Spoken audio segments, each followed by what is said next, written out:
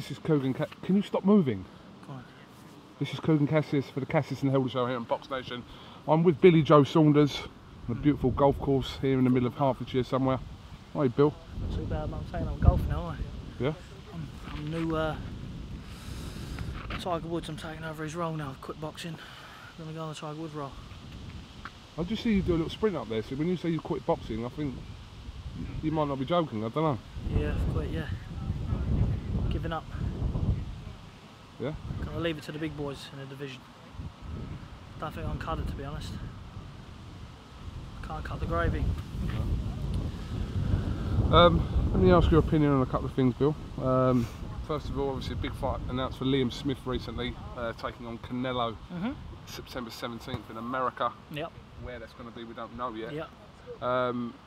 Massive credit to Liam Smith for taking this fight against CANELO. Yeah, first of all, I'd like to congratulate him, but you've got to congratulate him for that, for one, because a lot of people won't take the fight for one, for two, he's getting good money, so he's worked hard and deserves it.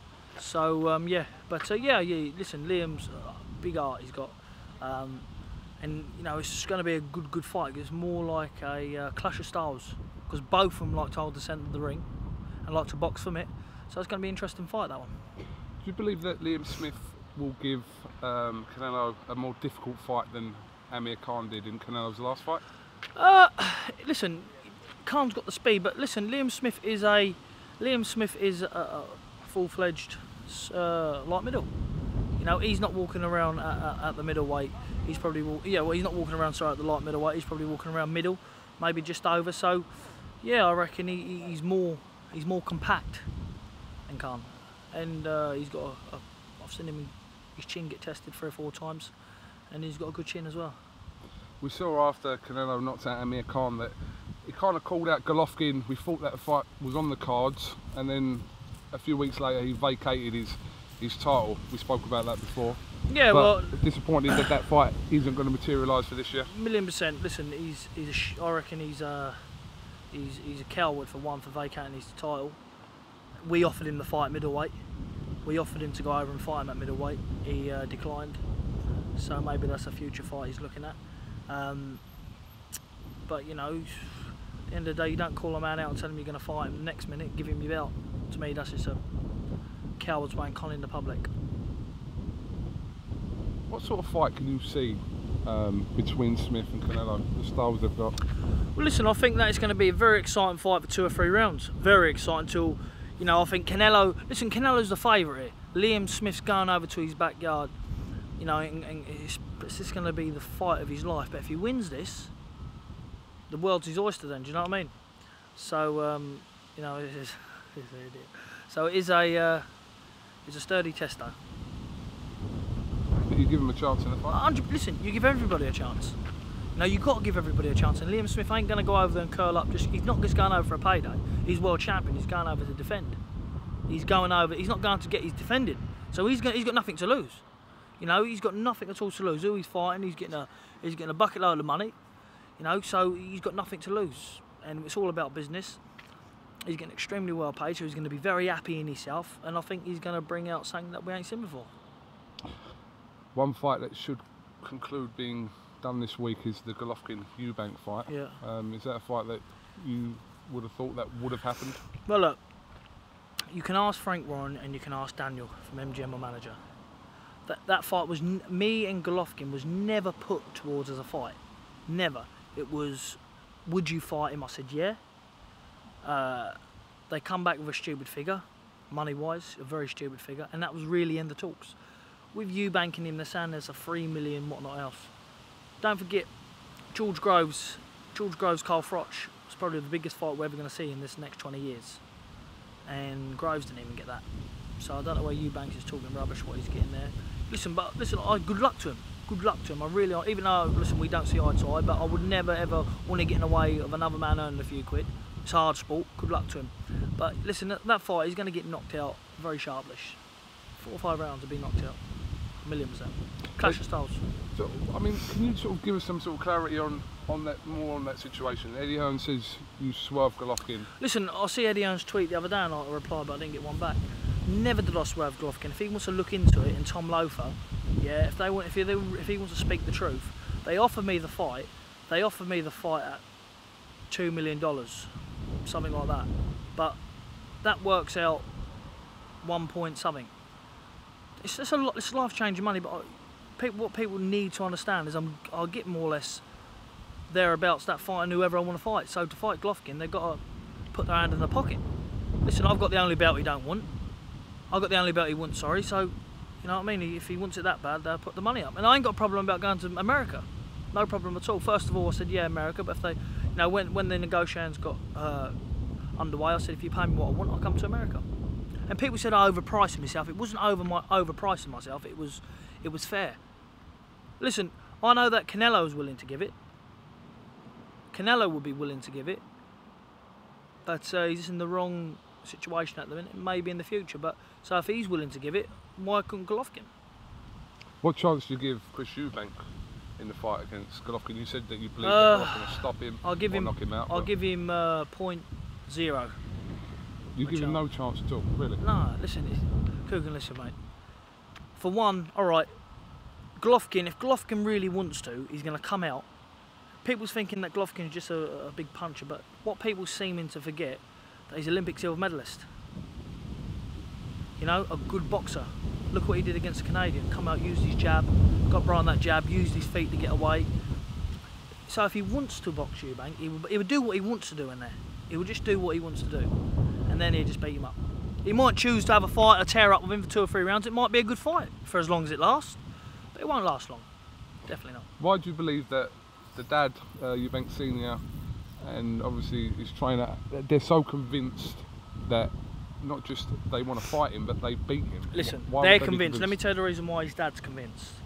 Because his dad, without being disrespect, has blew everything he's got in his boxing history. He's got nothing left. His dad can't feed himself, so he's going to believe in his son because he wants that money, that 25% or that 30%, or he might even take 70 and give his son 30. I don't know, but that's the only belief they've got.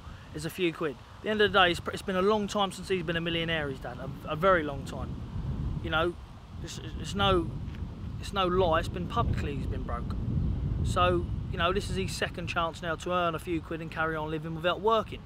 Because it'd be very embarrassing to see him in Tesco's or so, wouldn't it? So this is his only chance now of talking a big fight, so people buy into it. When they buy into it, he gets his money. Because the more buys into this fight, the more money he's going to get in pay-per-view.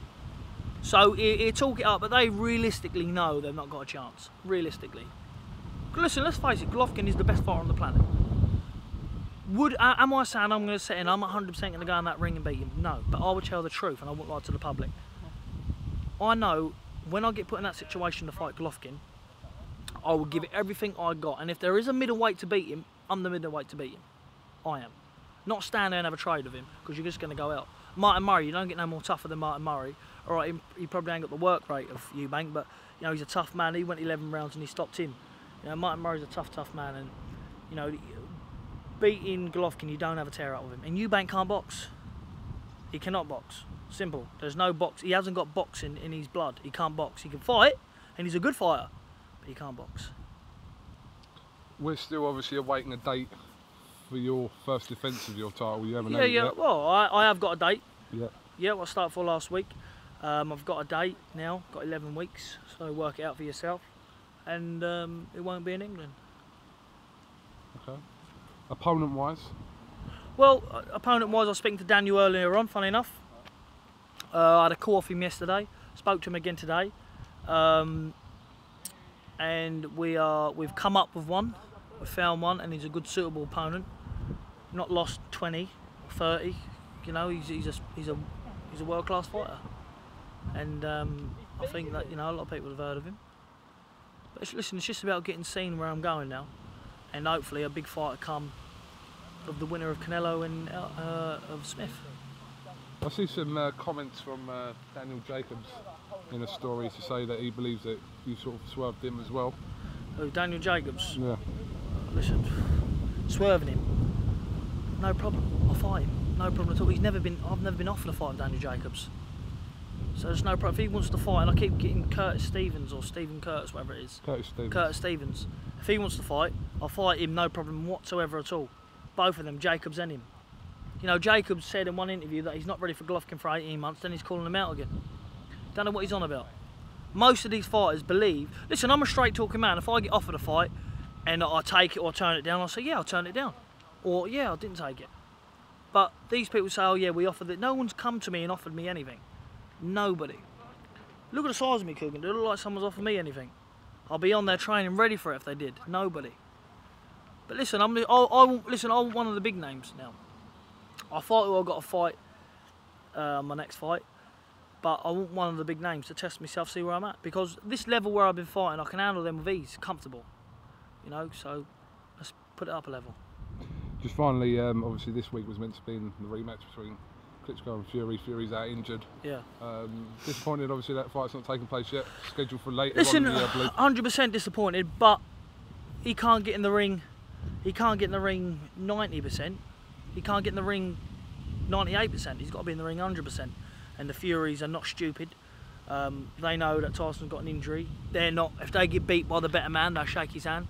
But if they go and have injury at this magnitude of a fight and they get beat, they'll be kicking themselves. So, you know, you've got to be right. And personally, myself, I think Fury stops him.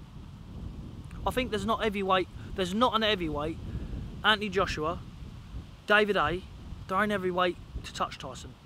There is not. He's just too unorthodox for him. He's all wrong for every heavyweight. And he's got the speed of a middleweight. He's got the feet work of a middleweight. And, you know, he's a big man of 18 stone.